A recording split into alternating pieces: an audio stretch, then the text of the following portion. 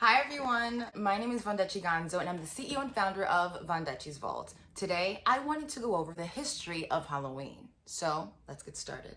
Halloween is the most spookiest night of the year. People around the world celebrate the holiday in many different ways. Actually, the word Halloween was first popularized in a poem by Scottish poet Robert Burns in 1875. A lot of these customs date back centuries, but the holiday has changed over time, along with its traditions of celebration. So according to the online etymology dictionary, the name itself comes from two words smushed together. Hallow, or holy person, refers to the saints that are celebrated in All Saints' Day, which is on November 1st. So the "ean" part of the word is a contraction of eve, or the evening before. So basically, Halloween is just an old-fashioned way of saying the night before All Saints' Day, also called Hallowmas or Hallows Day. So this comes from the fact that November 1st is All Saints' Day, which is a Catholic feast celebrating the faithfully departed, including all the saints. So in Catholic tradition, people start celebrating major feasts the night before they take place. Take Christmas Eve, for example. So historians have linked Halloween to Samhain, the Celtic festival of the summer's end celebrated in Ireland, Scotland, and the Isle of Man.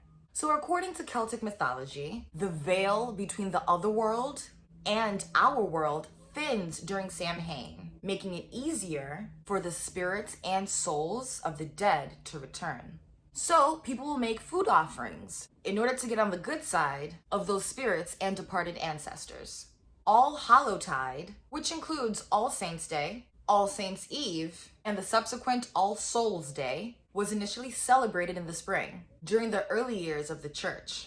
Pope Gregory IV switched it to the current date in 837 AD. So there's a lot of customs and traditions that are associated with Halloween. Let's go over a few. As we know, Halloween has come to be most closely associated with the pumpkin, but apples have played an important role in its history. Bobbing for apples remains a famous and popular party game because the practice used to be considered a form of divination performed around Halloween. So people will dunk their heads in vats of water and try to bite into floating fruit in a quest to figure out their future spouse. Ladies would mark an apple and toss it into the tub. The thinking was that they would be destined to whoever it was that they pulled out of the water. Now let's talk about jack-o'-lanterns. So modern day jack-o'-lanterns are intrinsically designed pumpkin decorations.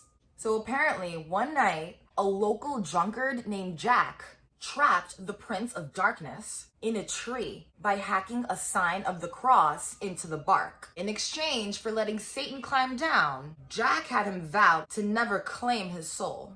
So Jack proceeded to act like a dick his whole life, and when he died, he wasn't allowed to go into heaven. So Jack returned to the devil. But Satan upheld his end of the bargain, hurling a piece of coal from hell at the dead man. Jack placed the blazing coal in a turnip to use as a lantern. He then set out as a dead man doomed to wander until he can find an eternal resting place. Now, according to the Smithsonian Magazine, ancient Celts dressed up as evil spirits in order to confuse demons. In medieval England, solars would go around begging rich folk for soul cakes on Halloween. Instead of threatening to play tricks, they prayed for people's souls in return for the cake. So throughout medieval Europe, dressing in disguises and visiting neighborhoods while dancing, playing music, and doing tricks was popular on major feast days. And Time magazine reported Irish and Scottish immigrants actually brought souling to the United States in the 1800s. But modern day trick-or-treating didn't catch on in the US until the 1920s. But I must say, the practice was pretty controversial, especially in the 1950s. Many adults raised stern objections to trick-or-treating because it was viewed as extortion or a form of extortion. Now, the Bloody Mary ritual, also known as Mary Worth, aka Mary Wales, include elements of a girl peering into the mirror in a dark bathroom, usually bloody. And as we know, you only gotta call her name 3 times before she appears in the mirror, so don't do it. Black cats. So black cats have been associated with the supernatural for hundreds of years. In the Middle Ages, black cats were often portrayed as pets of witches, which explains why in America they're regarded with high distrust. I mean, early Puritan settlers rejected anything associated with the devil. Since black cats are associated with witches, what do you think? And also, it was believed that witches transformed themselves into black cats to conceal themselves.